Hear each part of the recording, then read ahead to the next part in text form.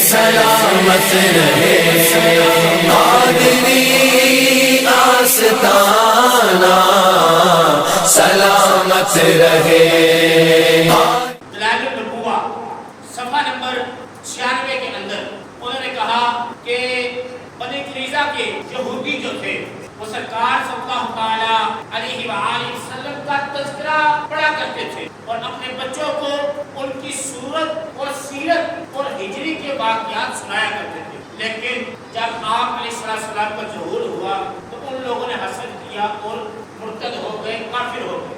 یہودی آپ علیہ السلام کا انتظار تو کر رہے تھے کہ ان کے تذکرے کو وہ بیان تو کرتے تھے، لیکن جب بات آئی اللہ رب العزت نے سرکار صلی اللہ علیہ وآلہ وسلم کو اہل قریش میں، اہل مکہ میں پیدا فرمایا تو ان لوگوں نے حسد کیا، بغاوت کر دی۔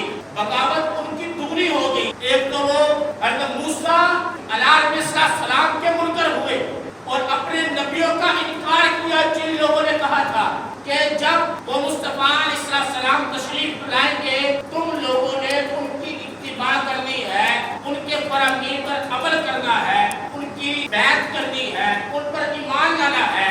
انہوں نے ایک نافرمانی کی اپنے نبی کی، دوسری نافرمانی سرکار سے حسد کر کے کر دی، وہ دگنے عذاب کے حقدار ہو گئے۔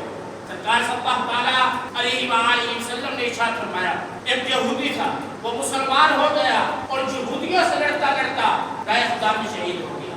عرض کی یا رسول اللہ اس کو ثواب کتنا ملے گا؟ سرکار نے فرمایا اس کو دگنا 2 شہیدوں کا ثواب ملے گا۔ عرض کی یا رسول اللہ 2 شہیدوں کا وہ کیسے؟ کہا ایک تو وہ مسلمان ہوا، دوسرا جو اہل کتاب تھے یہودی سے ان سے جہاد کرتے کرتے وہ شہید ہو گیا۔ جو اہل کتاب پہلے تھے وہ اس وقت تک اہل کتاب تھے جب مصطفیٰ علیہ السلام کی نبوت کا اعلان نہیں ہوا تھا۔ جب سرکار صلی اللہ علیہ وآلہ وسلم کی نبوت کا اعلان ہو گیا تو ان کی کتابیں منسوخ ہو کے میرے مصطفیٰ کی شریعت آ گیا۔